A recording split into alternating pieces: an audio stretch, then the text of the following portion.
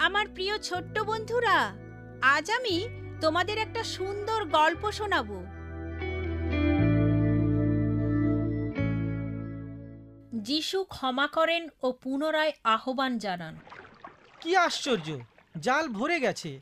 সারা রাত আমরা জাল টানলাম, একটিও মাছ ধরা পড়ল না, অথচ একটানে জাল ভরে গেল। ব্যর্থ জেলের দল ক্লান্ত অবস্থায় জাল নৌকায় তুলে সাগরের কিনারে পৌঁছে গেল। পিছনে পড়ে রইল ব্যর্থতাপূর্ণ এক রাতের শ্রম। তবুও তাদেরকে জালের ছিঁড়ে যাওয়া অংশ মেরামত ও পরিষ্কার করতে হবে। গালিল সাগরের কূলে হঠাৎ করেই ভিড় দেখা গেল। যিশু এখানে এসেছেন। তারা তার কথা শোনার জন্য আগ্রহী। তার কথা অত্যন্ত মূল্যবান কথা। সকলে তার কথায় যেমন সাহস পায়, তেমন শক্তি লাভ করে। সেজন্য অগণিত লোকজন ঠেলাঠেলি ও ধাক্কাধাক্কি করে বসল।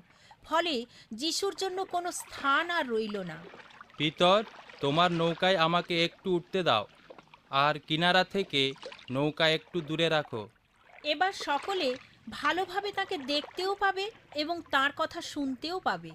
তার ভাষণ সমাপ্ত করার পরে তিনি পিতরের দিকে তাকালেন।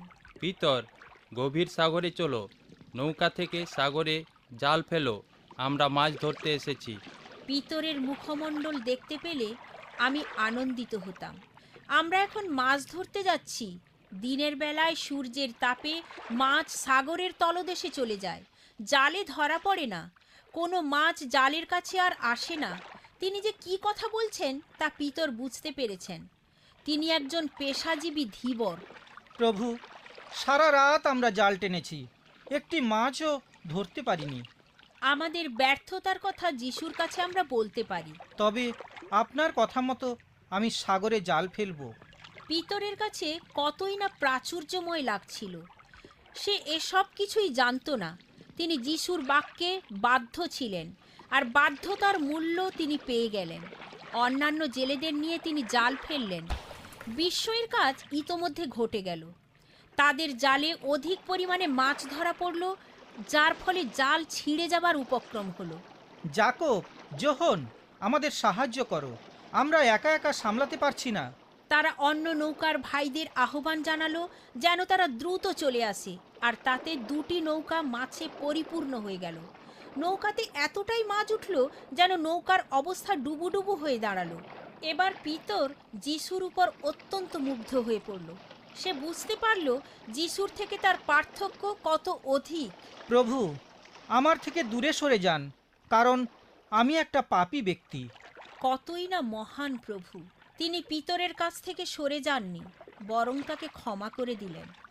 আমরাও যখন অনুতপ্ত হয়ে আমাদের পাপ অপরাধের কথা তাঁর কাছে খুলে বলি, তখন তিনি তোমাকে ও আমাকে তাৎক্ষণিক ক্ষমা করে দেবেন। পিতর, ভয় করো না, আজ হতে তুমি মানুষ ধরা জেলে হলে, অর্থাৎ মানুষ ধরবে। একটা নতুন দায়িত্ব। তখন থেকে পিতর যিশুর পক্ষে মানুষ ধরা জেলে হলেন। আমি মনে করি যিশু যে তাঁর পক্ষে শিক্ষিত উন্নত লোক না খুঁজে তোমাদেরও আমাদের মতো সাধারণ মানুষ খুঁজে ফিরেছেন, অর্থাৎ পিতরের মতো লোক খুঁজেছেন যারা তার বাক্যে মনোযোগ দিবে, বাক্য পালন এবং তার বাক্য মোতাবেক জীবনের বাস্তবায়ন করে অভিজ্ঞতা অর্জন করবে। তেমন লোক তিনি খুঁজে ফিরছেন। বাই বাই ছোট্ট বন্ধুরা, আমি অতসী। তোমাদের প্রশ্নের উত্তর পেতে চিঠি লেখো। অল ইন্ডিয়া মসি জামাত, post box number 6079, west Patel Nagar, new Delhi 110008, India.